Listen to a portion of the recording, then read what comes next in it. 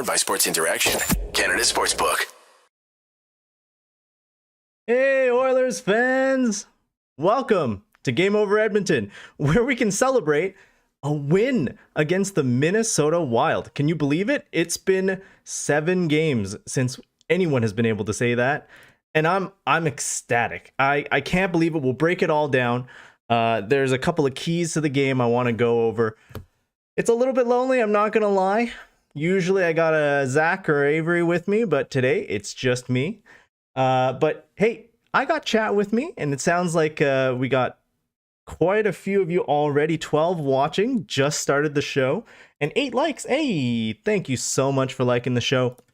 I see MGD already in chat. Lindsay, Dark Fighters, thank you so much for being here, you guys. Nice to see you all as well. Hey, let's get right into it. I'll start by paying the bills. Think you know what way it's gonna go? Make your bet with Sports Interaction. Whether it's World Cup, hockey, football, or basketball, Sports Interaction has you covered. Bet pregame, live, in play, or on one of our many prop bets. Sports Interaction makes it easy to deposit, play, and cash out. Join now and see all sports betting has to offer. Want to bet? Head to sportsinteraction.com/SDPN. That's sportsinteraction.com/SDPN. 19 plus, please play responsibly. And with that out of the way, I'm happy to announce that the Oilers have won against the Minnesota Wild. And big performances from so many Oilers tonight. Ryan Nugent-Hopkins has been amazing. He's on an absolute tear right now. Stuart Skinner posting a .955 save percentage tonight, and just a crazy 44 shots against. We got a legit number one in Stuart Skinner now. I think we can all say that we have some problems with the cap and how that's going to go moving forward, but we got a guy, a homegrown goalie in Stuart Skinner. And how exciting is it that we get to say that in Edmonton? Keep Nuge forever. I'm seeing a lot of comments. Nuge is key to the Oilers power play, says MGD. More than that, Nuge is a PK monster. Even strength. He's been amazing as well. Some stranger comments, where's your partner, bud? Zach has taken some good old R&R time. He's sad that he's not able to do it the show today, but he's going on a little trip, and it's well deserved after all those matinee L's. Slight exaggeration to last time we won was against the Minnesota North Stars. Maybe not that long ago, but it has been a while. And honestly, the game all capped off with a great goal by Ryan from the Costin shoreline as well. They started the game off right. The whole game, you could see the energy was driven by our bottom lines, right? Yes, McDavid, Draisaitl, usual suspects, got on the score sheet, as we expect them to. We always expect Connor McDavid to amaze, and he did. Leon Draisaitl, he's not going to get a much easier goal than that one. A wide, yawning cage. And it's all right, because even if they didn't score those goals, we still would have won this game. Yes, it would have been way closer. Maybe would have gone into overtime, but with this Oilers squad, it looks like now they're finally finding their confidence.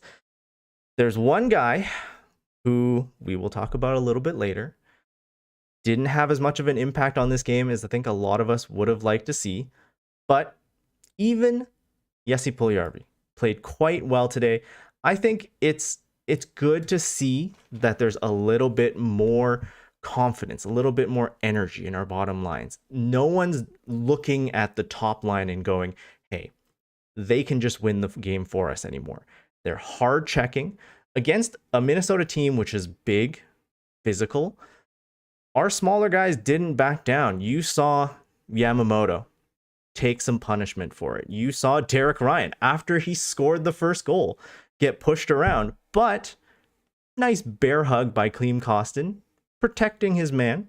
And Klim Kostin, he's really endearing himself to Oil Country unlike ever before. I think this is the first time I've seen someone come in from a trade, a nothing burger of a trade like this, and just absolutely endear himself to this fan base.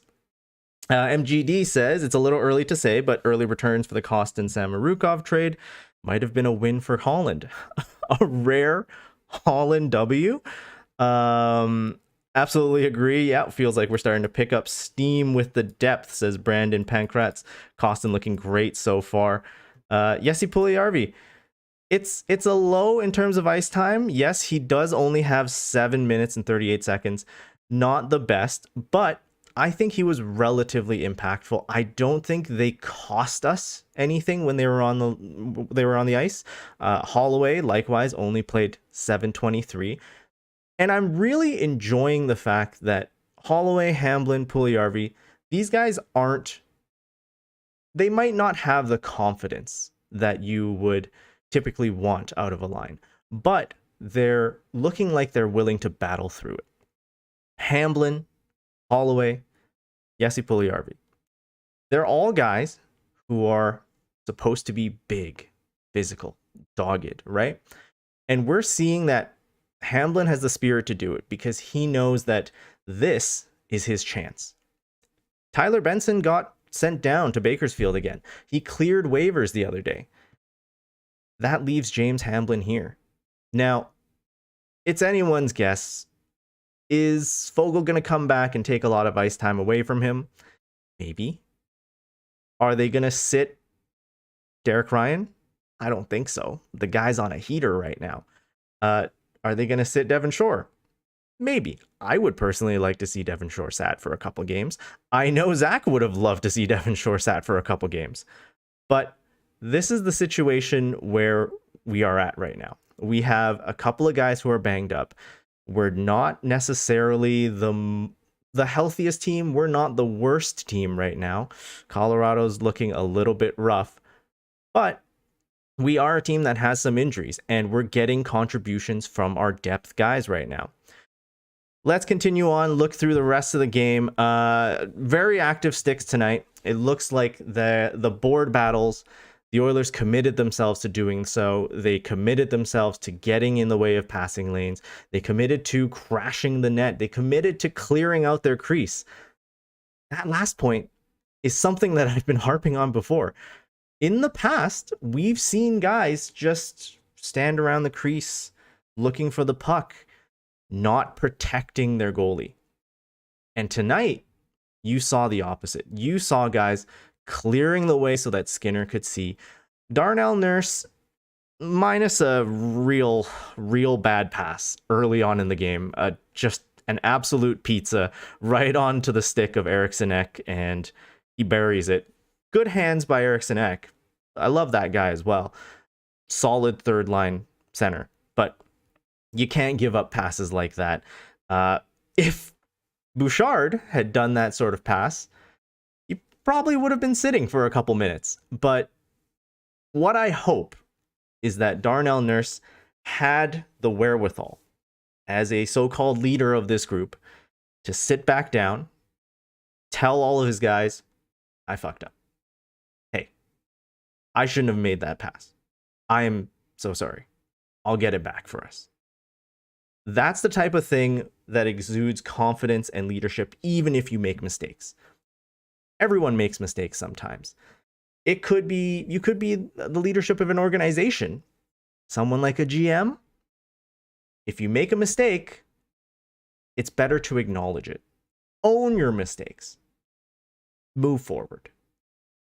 In the end of the night, I think Darnell Nurse got a lot better, especially with the final rush at the end of the game. I think he really started pushing guys out, muscling guys out, but in a smart way. Not the sort of boneheaded play in the past where we saw him go for guys' helmets, high stick. He was a little bit smarter tonight, and I think he really settled after a pretty mediocre first period. Nurse still sucks, says some stranger, and then follows it up immediately with Nurse is pretty consistent though. I think there's some things to say about Darnell Nurse, but I think a lot of it comes from his contract. If he wasn't making the $9.25 million, I think I'm okay with Darnell Nurse's play. If he's making 7, 8 million, it doesn't make sense to bash a player for their price tag. And again, that's going to come up later again in the Jesse Puljujarvi talk. Okay, so moving on from that, we have a power play goal. Just an amazing, amazing power play goal. Barry Nuge to McDavid. Clean. The pass from Nuge was amazing. I don't know how he has that vision to funnel a pass through like that. I'm reminded of earlier on in the season when he just squeaked a pass through the legs of an opposing player and found McDavid on the other side. It's amazing. Nuge is hot right now, and I'm all for it. The fact that this guy took a team-friendly deal, he's probably going to be an Oiler for life. I love it. Keep Nuge forever. Moving on to the second period, I think Hyman has had so many chances this game, and he's making an impact. He's digging these pucks out, but he just isn't able to bury it, and I don't know why. If this was, traditional media, maybe I would say that we need to help him find his game again. He's lost. If he doesn't work out, we need to start looking at other options. Demote him, bring up Yamamoto. I don't think that's the case. You see him absolutely trying his best, getting into the gritty areas along the boards, driving play around the net. It just isn't going in. And you expect things to change. You expect fate to change in his favor now. It's just a matter of when. Couple of penalties. It looks like the Oilers weren't the only team that were... sorry, I can't talk. Sounds like the Wild weren't the only teams up against the Oilers. The refs had some pretty bad calls. Some really ticky-tack calls. The 5-on-3 was, of course, rough. You hate to see it. Just a high stick by Kulak. You can't do that. Janmark takes a hook on Kaprizov. You can't do that. Those aren't debatable, right? You get your stick into a guy's hands. You yank him down. Maybe he goes down a little bit easy. You think Kaprizov maybe embellished it a little bit? I think, I'm not a hockey player, but I'm thinking he could probably take a little bit of a tug and not fall down. But in the end, it is what it is. Zuccarello scores.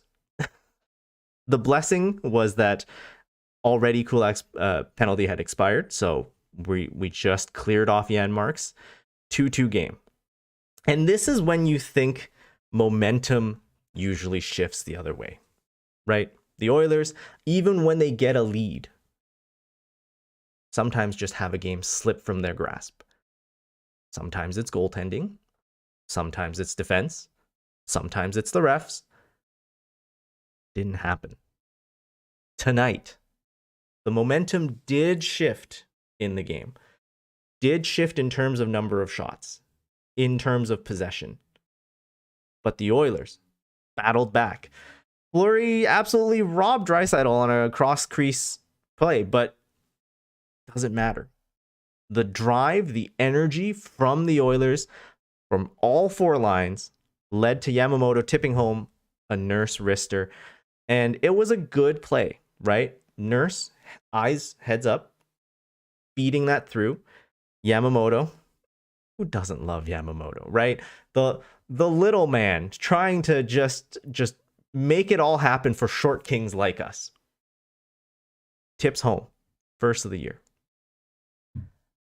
I hope more come for him. He's really trying to battle back. Obviously, the injuries have not been very favorable for him.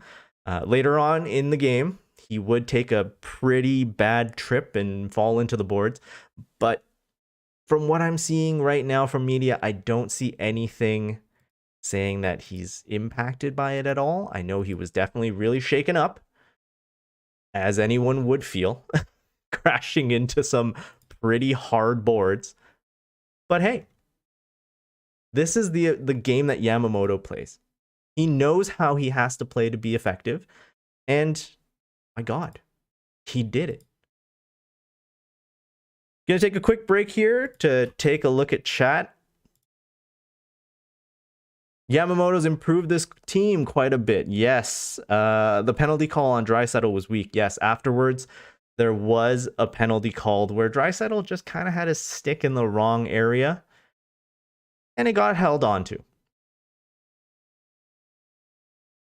Would you call that if it was someone like a Crosby, right? A veteran that knows all the refs? Debatable. Let's leave it at that. We won. The penalties didn't kill us tonight. All is well.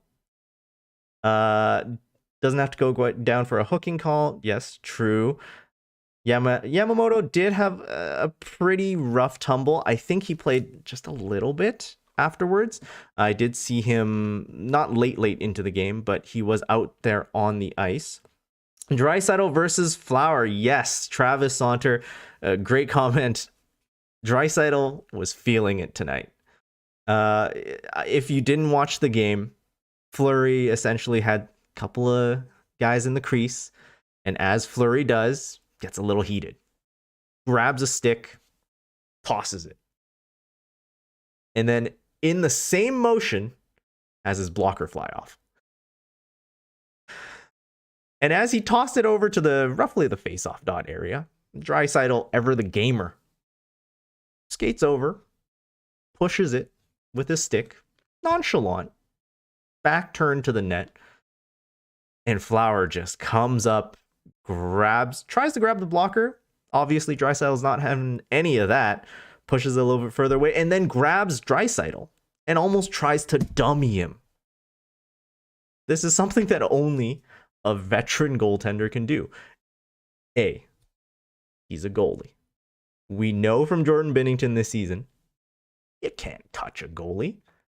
You touch a goalie, everyone's going to come at you, even if they're being a bit of a dickweed.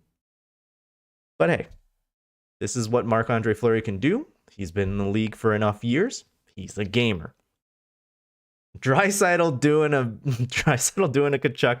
Hey, you know what? Some stranger, Draisaitl had his helmet ripped off by Fleury. I don't think he was trying to turtle. I don't think he was trying to protect himself. He was just trying to absolutely get at Fleury. But guys obviously mobbed on him. But we got a good shot of Leon's hair. Hey, man's got good locks. Better locks than mine, at least.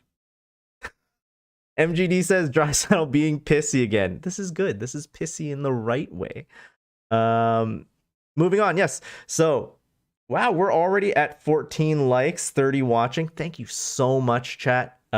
Once again, if you like the broadcast, I'm doing it alone. It's really nice to see some positive reaction here. 34 watching. Thank you.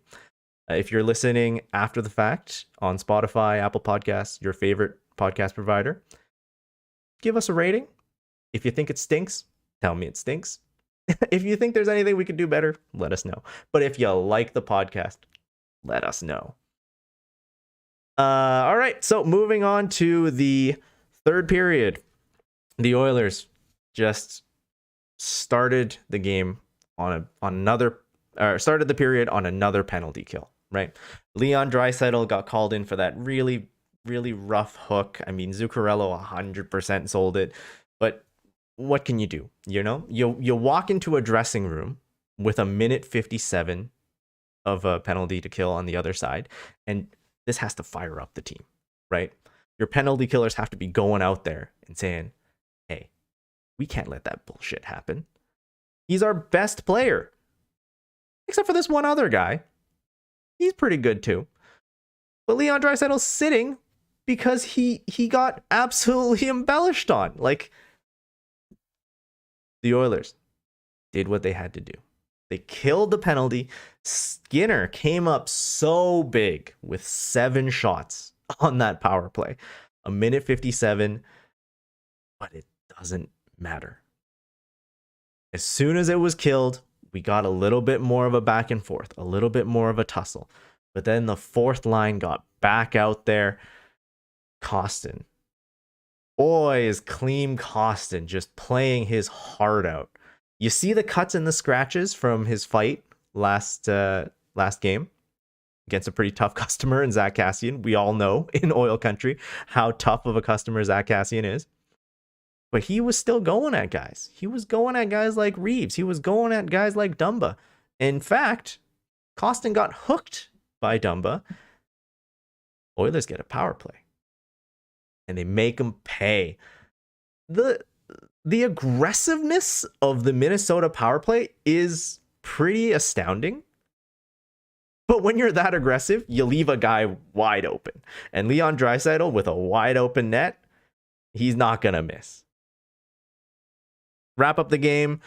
A lot of spirited affairs. Kulak took another penalty. Killed, right? Steele trips up Yamamoto. That's really rough. I hope Yamo's okay. But no harm, no foul. We don't score on that ensuing power play, right? In the end, oh, and of course, Nuge buries an empty net goal. Nuge is huge. In the end, by all metrics, Oilers did really well tonight against an opponent that they historically stink against. 50% in the faceoff dot. Only let up one power play goal on 5 penalties. 2 for 3 on their own power plays. Amazing. Edmonton, which you think would get out-hit, out-muscled, because they're a smaller team than Minnesota, did pretty well on that front too. 22 hits to 24. Yes, we would like to see the shot metrics go the other way, but Stuart Skinner was up to the task. And in the end, we come away with a W. If the Oilers play this way continuously, game after game, we're looking at a team that's, if not championship worthy, at least going deep in the playoffs, right? This is our depth players. They're doing a great job. Robert's in chat. Hello, Robert. Everyone wave hi to Robert. Hearts for Robert. Lindsay, in the end, it doesn't even matter. And I can't sing any more of that because I don't want to get copyright struck. If we already got copyright struck, I'm sorry. Please don't fire me, SDPN. Sporadic in chat. Unfortunately, Skinner can't play every game. Good point. We have another game against the Minnesota Wild. It's on Monday. You got 2 days to rest Skinner, but I think that's enough, right? We rest Skinner, lay him on Monday, and then it's a back-to-back. So by default, unless Woodcroft really, really wants to ride the hot hand, you're playing Jack Campbell on Tuesday against the Predators. Now, during the intermission, there was a little bit of talk about Jack Campbell and what he's been sort of facing and how he's been working on himself, especially, in terms of his confidence. That's not the only Oilers player who's missing some confidence right now. I think you have to play him. If you don't play him against Arizona because you're worried about the 2 points, I get it. I understand it. But you have to play him eventually. Stuart Skinner is a first-year NHL goalie. Even if the distribution starts evening out between the two of them, you shouldn't expect him to perform well with like 50 games, right? Let's start getting Campbell in. If the Predators are an issue, a team that, historically we kind of dominate, loosely dominate, we'll revisit it next week. I wouldn't feel too pressured until post-Christmas, right? If you remember last season, the Oilers had a terrible December. A December where they went 2-15-2, something like that. It's not over. The Oilers made the Western Conference Final last year. There's still so much time to play. There's still so much time to get Campbell up to speed. And don't forget, we're still in a playoff spot. Like, we still have the wild card spot. It's not like we're down in the dumps. Let's start working on some of our guys. Now, that was pretty much the game. If I wanted to sum it up, number one, just an overall great effort, great energy from first line to fourth line, even strength, all the special teams, just amazing. Second off, special teams dominance. We won the special teams war. And if you're winning even strength and special teams, hey, guess what? You're winning hockey games.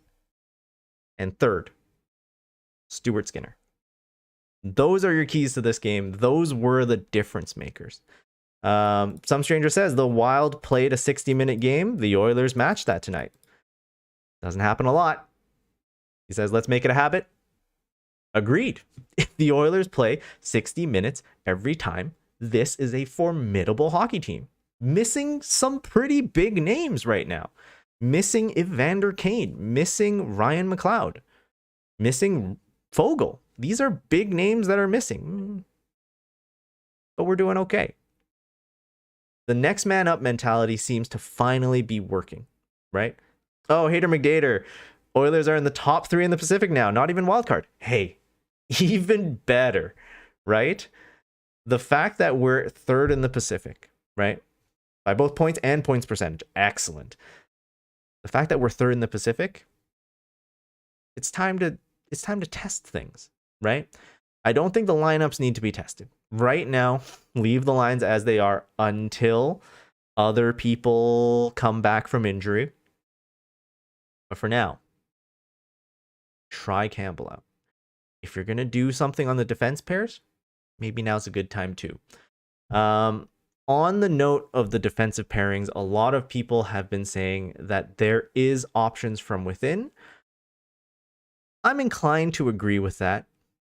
I think Evan Bouchard, he's been playing well.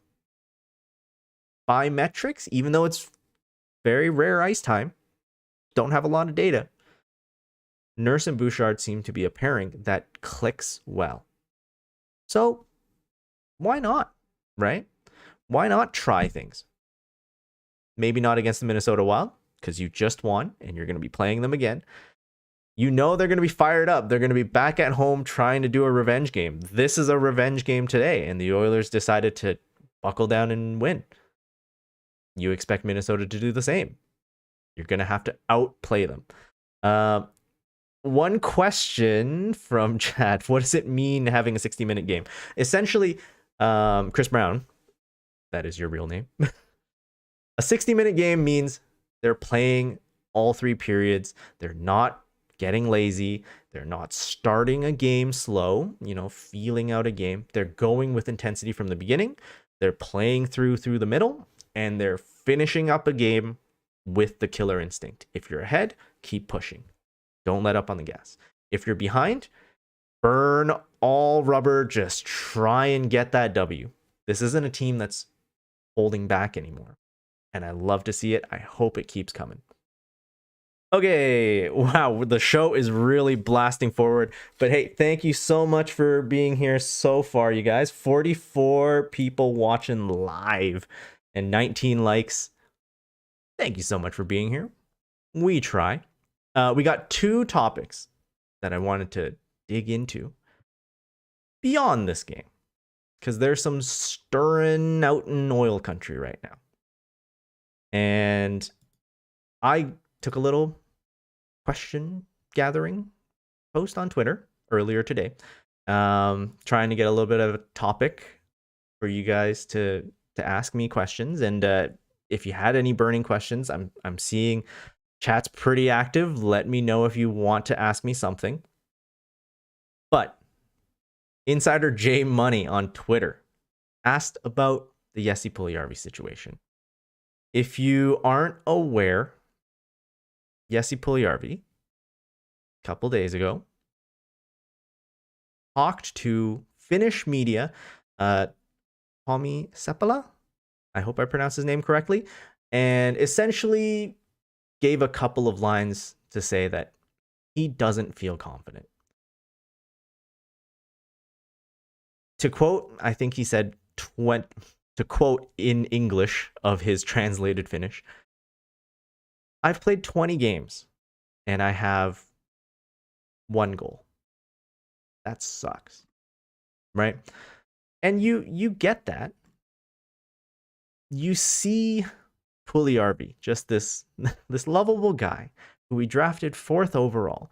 And that point's important because we never forget when we drafted any of our players. We see this guy who came in happy, boisterous, ready to play in the NHL, in his mind. And we compare him to now, a 24-year-old Jesse Puljujarvi, I think he's 24, who is beating himself up, already took a break to go back to Finland, play, get his confidence, came back, and now, after doing pretty well for a year or two, feels like he doesn't belong. Not just in Edmonton, but in the NHL. He's not a happy Bison King anymore. And that's about the sum up. If you were watching the last show with Zach and I, we already talked extensively about the article. We already talked a little bit about what we would do for Jesse Puljujarvi. But a little bit more discourse has happened, and we're looking at some Oilers media that have commented on it. Quite notably, George Laraque, who recently celebrated his birthday. Happy belated birthday to George Laraque, one of the players that I watched growing up. Loved it. He went on 630 Ched's Oilers Now with Bob Stauffer and essentially ripped into Jesse Puljujarvi.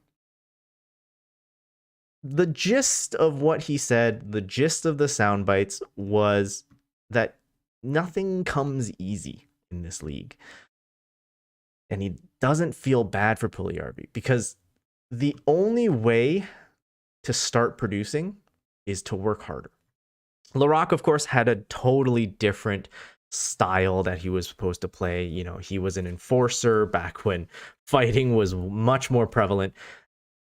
Of course, someone like Laraque is going to be very upset with someone like Puljujarvi, a high draft pedigree that isn't producing, has to change his game, and just has no confidence in himself. Because for Laraque, this was a guy that had to beat people up nearly on a night-to-night basis, right? He had to take blows to the head. He was very good at dishing out blows and taking punches to the face. But that's not something you really want to be doing, right? If you're scoring 1 goal in 20 games, that sucks. But you know what sucks more? Taking a punch to the face. That stinks. Chat is going on about the Oilers have ruined Jesse Puljujarvi's development. There's a little bit about team. There's a little bit about personal. You can say both parties were not great, right? Moving beyond that, what do we have to do from this point forward? Well, the other notable Oilers media that I wanted to talk about today was the Athletics Low Tide. Alan, if you're listening to this, wow, thank you. Hearts out to you. I know you're having some difficult times. Condolences to you. In his article with The Athletic, he pointed out that Jesse Puljujarvi is one of the most snake-bitten players on this roster. His PDO was 93%. He's due, but it just doesn't seem like it's coming. No matter how snake-bitten it seems, no matter how many times he fires the puck, it just doesn't seem to want to go in for him. And he points out that this year, the Oilers have so many other options at depth, right? If Jesse Puljujarvi isn't producing in the top 6, you know he's not going to stay there. We have guys like Kane, like Hyman, Yamamoto, Nuge. These are guys that are going to occupy top 6 slots.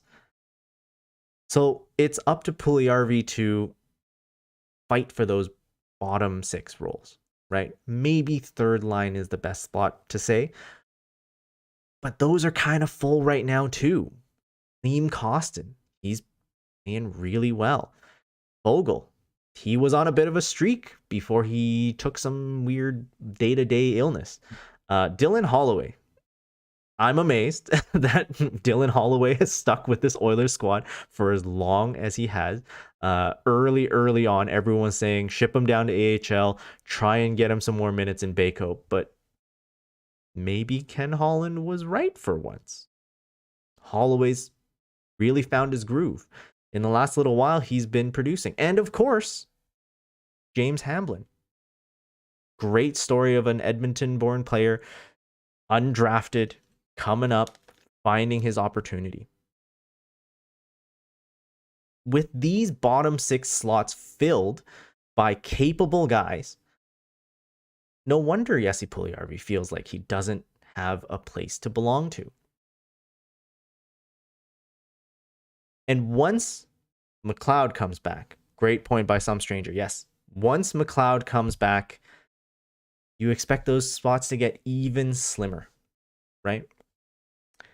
So what do we do? What do we do with Jesse Puljujarvi? In my mind, I'm no expert. I'm not in the room. I'm just like you, a fan sitting, well, in some instances, slight aside. I've been watching Oilers games on my TV, standing at a lift desk. I don't know what makes a big change about it. Maybe it's the power pose a la Woodcroft, but standing there taking notes on a lift desk just feels really good to me. And that's how I've been watching my Oilers games. Maybe that's why I'm losing weight. Tangent over. There's 3 options.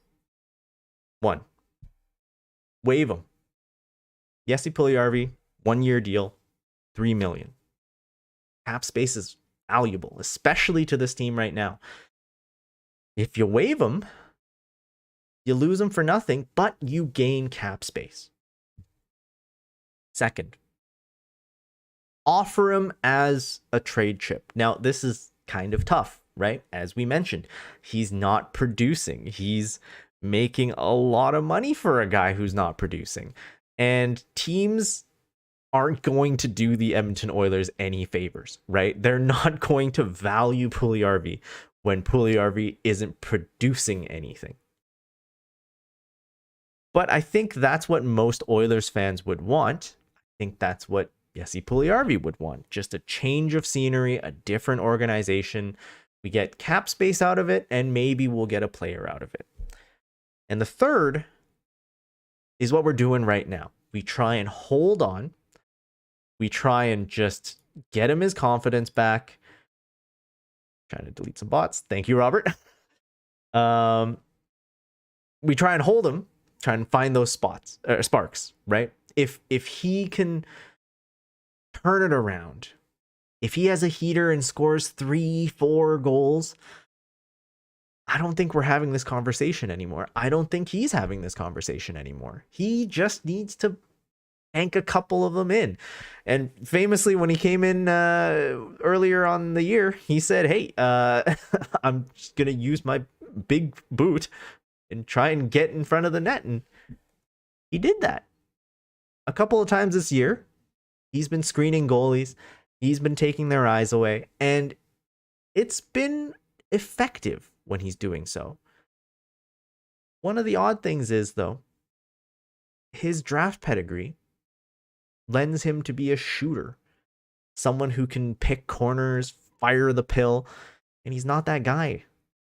He's a physical guy now. He's trying to play a checking role. He's trying to bang bodies and block sight and vision and fight in front of the net. We have to let go of his draft pedigree for his sake.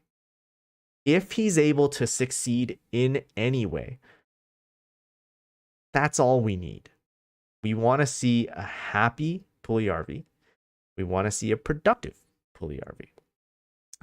Great point by some stranger. Evander Kane that's a guy who's kind of in the same role, right? Obviously, he's got a little bit better hands. He's been producing before his injury. That's a guy that Puljujarvi can really model his game around.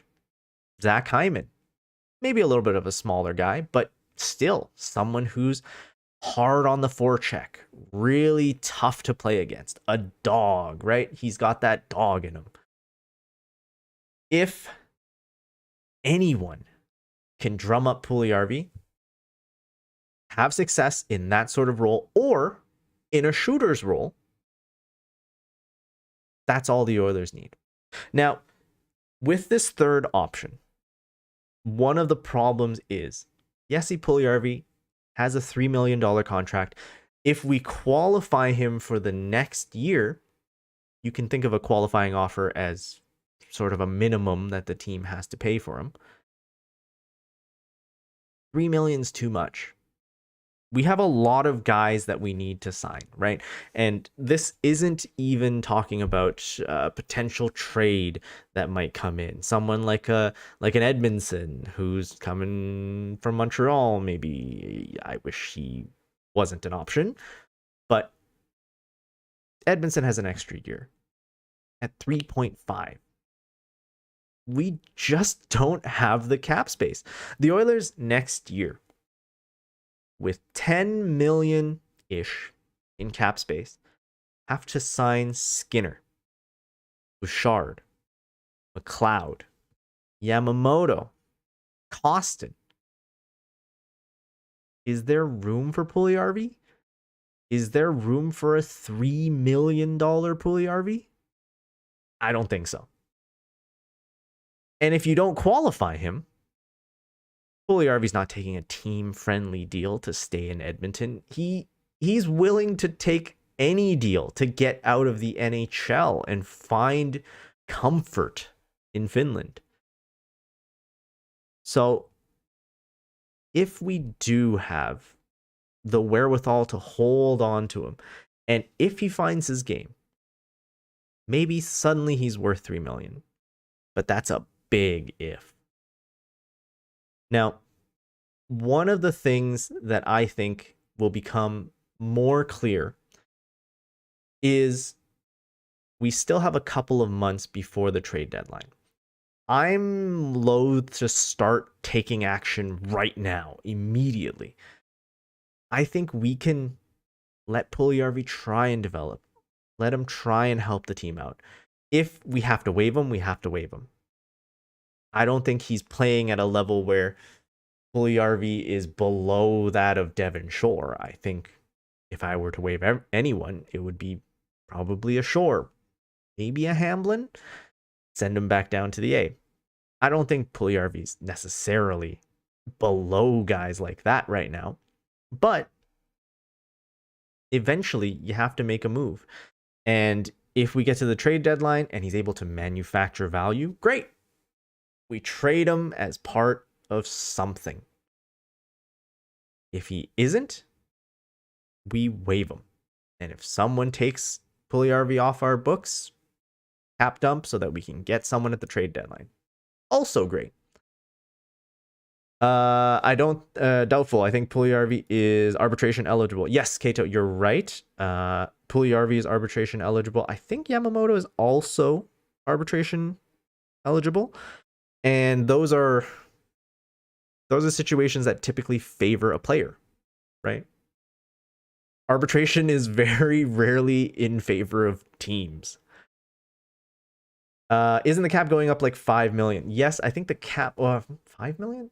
The cap is going up. I believe it is, don't quote me on this, 82? Check cap friendly. But yes, the cap is going up, but we don't have enough still, especially if Skinner is going to be playing starter minutes. You could expect that he would take a hometown discount. Again, homegrown Edmonton guy. But I still think Skinner is going to command 2 million, 2.5. And Bouchard, if like many Oilers fans suggest, you go the Clefbaum route, try and extend him to a 7-8 year deal, something where you really bet on the player making it work and continuing to develop. That's like $4 million. I think Clefbaum was 4.5, so that's tough. And I think we should keep Bouchard. I think we should extend Bouchard to a Clefbaum-like deal. But will we have the space to? Hard to tell. McLeod, I think McLeod, he's really endeared himself to oil country as well. Yeah, is he someone you want a long-term? Probably not. You probably bridge him. I'd say something at like a 1.5. But given the fact that he took a very team-friendly deal this time during the season, I think that he's probably going to command a little bit higher of a salary next time, right? And he's playing well. Some stranger. We'll find out next week about the cap increase. There we go. Nothing official so far about the cap increase. We hope we find out soon. Yes, thank you, MGD. Kato, you never know with the arbitrator. They could stick the team with a contract they might not like. Exactly. Arbitration means that if you go to it and you don't like the outcome, you're stuck. Nothing you can do. So rather than take that route, I think it's safe to say Jesse Puljujarvi is probably playing his last season in oil country. Maybe his last season in the NHL if there's no takers and he just needs to go home. And I don't fault the guy for that. He wants to be comfortable. Moving on, yes, we have Yamamoto to qualify as well. We have Kostin, because I think Kostin has really endeared himself to this team. He's making minimum right now, but I think he's probably going to be making at least $1 million. And that's not to say anything about Shore, Ryan, Murray, guys that, replacement level. You got to find guys eventually to fill those roles, probably at a league minimum. Last year was probably the best time for league minimum deals. We played against them tonight. Sam Steele, Edmonton product, $825,000. He's an RFA. He wasn't qualified last year by Anaheim, and now he's finding himself playing first line minutes. That's such a steal for Minnesota. Another guy, Sonny Milano, right? He took a PTO with Calgary, didn't work out, ended up going to Washington, where he's making like league minimum $750. He's making like nothing, but he's playing second line minutes. Granted, it's a very busted up Washington team, but if you were looking for cheap guys, last year was the time to do it. This upcoming season, kind of hard to say. Before we move on to our final topic for tonight, guess we're going a little bit long.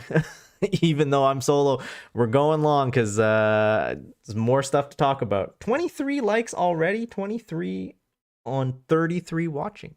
Thank you so much. Please continue to like and support the podcast. And if you wanted to get a little bit of merch, audio listeners, I'm holding up the brand new Game Over Edmonton mug. That's right. You can get it at sdpnshop.ca. Take a little sip of water here. That's a good mug. I swear it's just water. Yes, moving on to our final topic for tonight. Wanted to talk about, again, a little bit of help on defense. There's a lot of discussion, let's say, about some pretty big names to bolster the Oilers defense. The biggest one probably being Erik Karlsson. I don't think it's going to happen. Let's be real. Not only has it been sort of debuffed by Sharks management, saying that like the first time they've heard of anything like that, but it doesn't make sense for Erik Karlsson to come to Edmonton. Again, first, he has a no move clause. I don't know. Yes, the Sharks stink, but I don't know if he's willing to move from sunny San Jose to frigid Edmonton for 5 years. And even if he did, I don't know if I want him for 5 years at 11.5 million. Maybe that's retained. But if I'm San Jose, retaining half for 5 years, that's tough. Depends on how heavy they commit to a rebuild. But even with a 5.5 cap hit, 5.75, I'm not doing it. If I'm Edmonton, I got guys to extend coming up. I'm not paying another 5 years of Erik Karlsson. You kidding me? How about Jakob Chychrun? Well, Chychrun's coming at 4.6 million. If you get a little bit of retained, that's great. Arizona sounds like they're doing anything and anything. So if you want to retain salary, just pay them. But the steep ask. 3-year contract. It's a modified 10 no move clause. Although Chychrun has asked for a trade, though it depends on how desperate he is to get out of Arizona. And if he's coming in with a 50% retained, 2.3 million for 3 years, well, this season and 2 more beyond it. Ooh, Chychrun's looking good. The only slight, of course, is the price that it would take, and it eats into the salary for other folks, right? You think if Bouchard gets an extension, especially a Clefbaum one, that's tough. Because you're right up against the cap now. If you trade away Broberg, you don't have this question. But if you keep Broberg, well, now you have to pay Broberg, and you're going to be spending way too much money between Darnell Nurse, CC, Barry. If you're paying Broberg and you're paying Bouchard and now you're paying Chychrun, that's too much. Way too much cap on defense. Yes, Puljujarvi, Broberg, a first and 2 seconds for Chychrun with 50% retained. You know what, Travis? I'd do that. I'd do that if I were, Ken Holland. Or as Zach suggested, maybe Brad Holland could convince his father to do it. I would do that in a heartbeat. Especially if those 2 seconds come much later. Right now, it's time to go for it. Chychrun is a guy. He's a big fish, like Cato said, but I would go for it. Thank you so much for tracking, Lindsay. 27 likes, 3 more, and we get to 50. My concern with Chychrun is he only plays 60 to 70% of games, says MGD. Yeah, he has an injury history, but he's relatively young. Should be able to spring back. And you're going to run this risk no matter what, right? Guys get injured all the time. Maybe he's a little bit more prone. But with some of the other guys that are floating around, like Joel Edmondson, at 3.5 million, 2 years, I think I'd much rather take Chychrun, especially if the rumors are true about Edmondson and it's going to cost him something like last year's rentals down to Florida, right? Firsts. If it's going to cost multiple picks, no. Edmondson's not worth that. He's also not what we need, right? Edmondson doesn't fill that top defensive role that we need. A name that's been floated around a lot, Luke Schenn. Can't get more budget friendly than Luke Schenn. $850,000 UFA at the end of this year. So if he doesn't play well, ship him off. Bye-bye. Don't have to keep him. Similarly, recently, I think Oilers Nation has started to talk about Vladimir Gavrikov, right? A little bit more expensive, 2.8 million. But again, 1 year, he's a UFA, ship him off. Thanks so much for coming. Sorry we didn't win a cup. Bye-bye. Plus, these guys would be relatively cheap to attain. Now, of course, Vancouver's been on a little bit of a hot streak. So are they willing to trade someone like a Luke Schenn? We don't know. But his agent, Ben Hankinson on Twitter, has recently posted this yesterday. Luke Shen, perfect deadline acquisition, a consistent pattern of top 4 quality play, versatility play, any pairing, plays low mistake hockey, blah, blah, blah, blah, blah. 2-time Stanley Cup champion.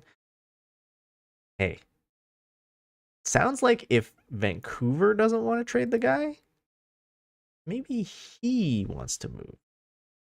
Now, later he dialed it back. Ben Hankinson mentioned something about no, he hasn't asked for a trade request, and no, it's not coming out like that. I'm just writing a good article about his value. But then why would you write perfect deadline acquisition?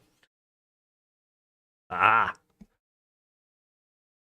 not a lawyer. SDPN has lawyers on staff, some of which are on the other broadcasts that you can check. But I think we caught him.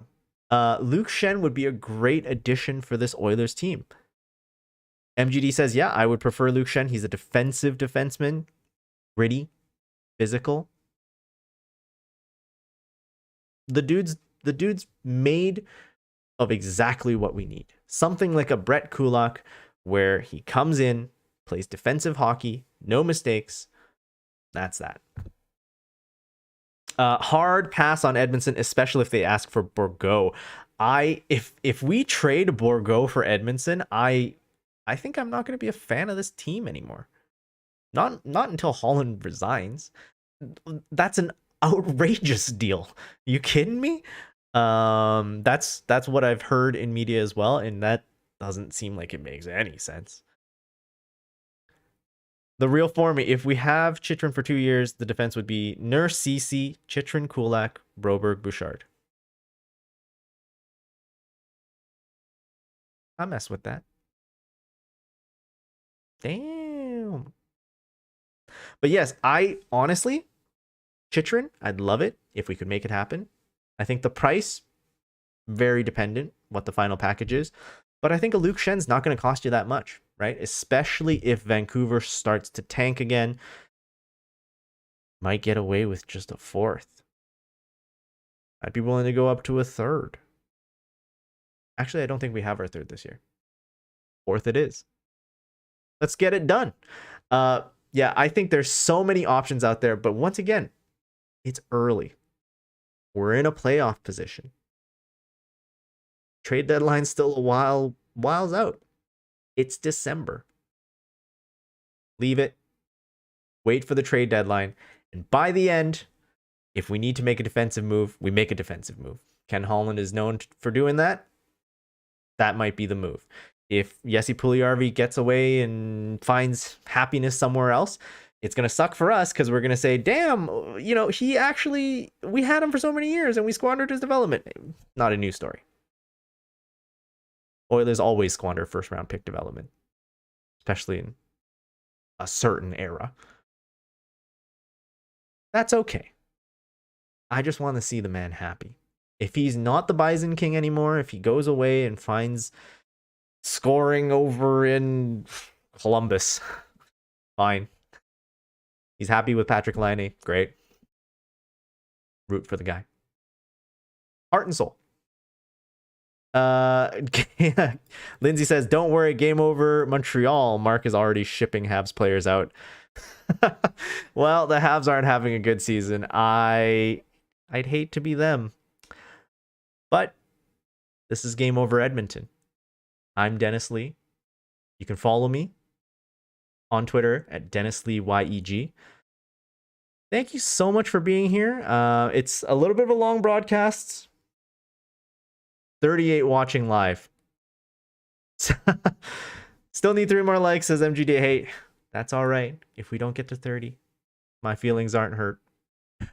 Next game will be Monday, December 12th against Minnesota in Minnesota. It's a 6 p.m. start time, and Game Over Edmonton will be back with your host, Avery. You guys are in for a treat. Until then, we'll see you next time. Oilers win. A big 5-2 victory against the Minnesota Wild, snapping their winning streak against the Oilers at 7.